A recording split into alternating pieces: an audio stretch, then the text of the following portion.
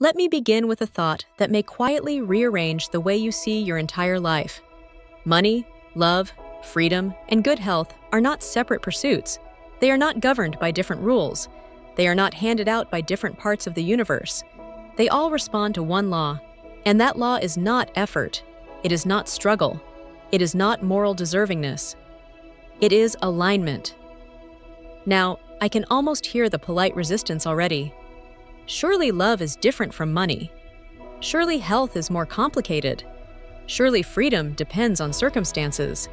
And yet, if you look closely, the people who experience ease in one area often experience it in others. And those who struggle tend to struggle everywhere, even if the surface details change. That's not coincidence. That's pattern. Florence Scovel Shinn understood this deeply. She taught that life does not respond to what you want, or even what you ask for. Life responds to what you are prepared to receive without tension, and that preparation lives in your identity. Before we go any further, let me ask you something gently and without judgment. Do you secretly believe money would solve many of your problems? Not because you want extravagance, but because you want breathing room, choice, calm, better care, better food, better options. Exactly. Money often symbolizes freedom because freedom is what money removes resistance from. It gives you margin. It gives you space. And space is where health improves and love softens. But here's the important part. Money doesn't create freedom. It responds to the same inner condition that freedom responds to. That's the law. Let's slow this down. Most people approach life as if each desire requires a different strategy. Money requires hustle. Love requires effort or compromise. Health requires discipline or worry. Freedom requires escape. And so they exhaust themselves trying to manage 4 different battles, wondering why nothing ever fully settles. But Florence taught something far simpler and far more relieving. She taught that life is unified. There is one current, one intelligence, one law of supply. And it does not specialize. The same inner state that allows money to flow is the same inner state that allows love to remain, health to stabilize, and freedom to feel natural. That state is inner ease with receiving. Now, let me say something gently humorous here. If life were a dinner guest, it would not stay in a house filled with tension, panic, apology, and nervous glancing at the door. Life likes calm homes. Money especially. Money is not dramatic. People are dramatic about money. Money does not like urgency. It does not respond to pleading. It does not reward self-criticism. Money, like love and health, goes where it is expected calmly. Money tends to be the area where this law becomes obvious first, because money is neutral. It does not pretend to be virtuous or spiritual. It simply mirrors your inner posture. If you expect money to leave, it does. If you expect money to cause problems, it does. If you expect money to require struggle, it will arrive only through struggle, not as punishment, as obedience. Florence said, life is a mirror, not a judge. And here is where people misunderstand her. They think this means they must become positive or enthusiastic or endlessly grateful. No, Florence was very clear. Calm expectation is the language of authority. Let me put this another way. Love does not stay where it must be chased. Health does not flourish where the body is feared. Freedom does not expand where guilt dominates. And money does not linger where it is treated like a crisis. Same law, different costumes. Now pause here for a moment.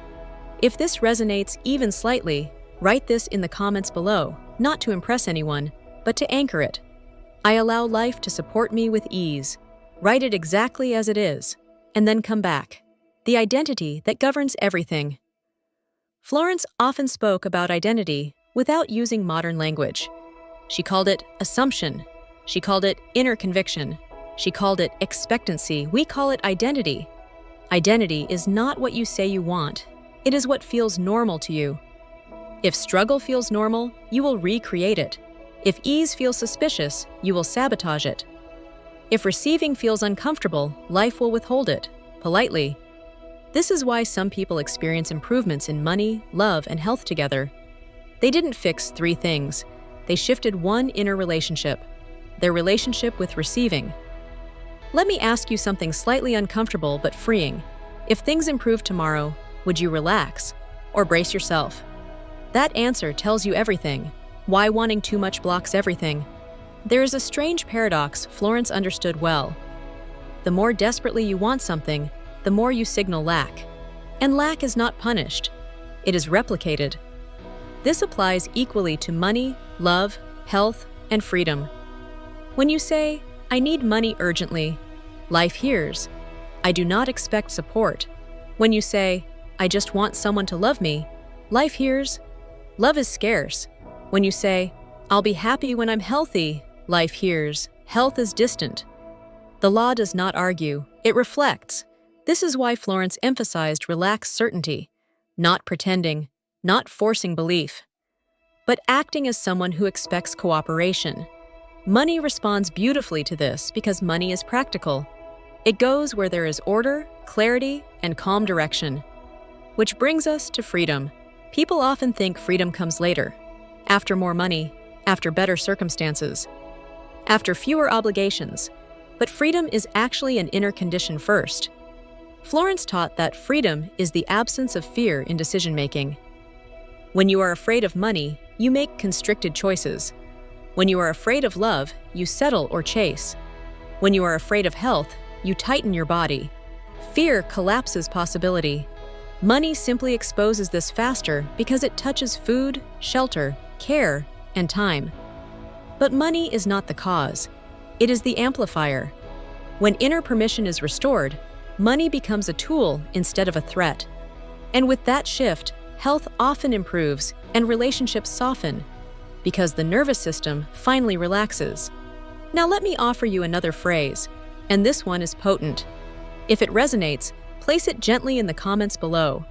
I expect life to cooperate with me. No drama, no pleading, just expectation.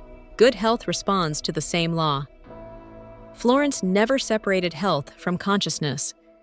She taught that the body listens to belief, tone, and expectation. When life feels hostile, the body tightens. When life feels safe, the body heals. Money contributes to health, not because it is magical, but because it reduces fear. It reduces urgency. It allows choice. It allows rest. And rest is medicine. Health improves when the inner atmosphere becomes calmer. Money arrives when the inner atmosphere becomes orderly. Love remains when the inner atmosphere becomes safe. Freedom expands when the inner atmosphere becomes trusting. One law, many expressions. Now let's address something quietly that's been sitting in the background. Many people secretly wonder about sudden wins, about being chosen, about the lottery. In Florence's day, the lottery did not exist. However, games of chance were on offer to tempt people into instant riches. Florence would say this gently: life does not respond to hope, it responds to expectancy. Sudden gains come to those who are not shocked by receiving. That doesn't mean reckless fantasy, it means normalization.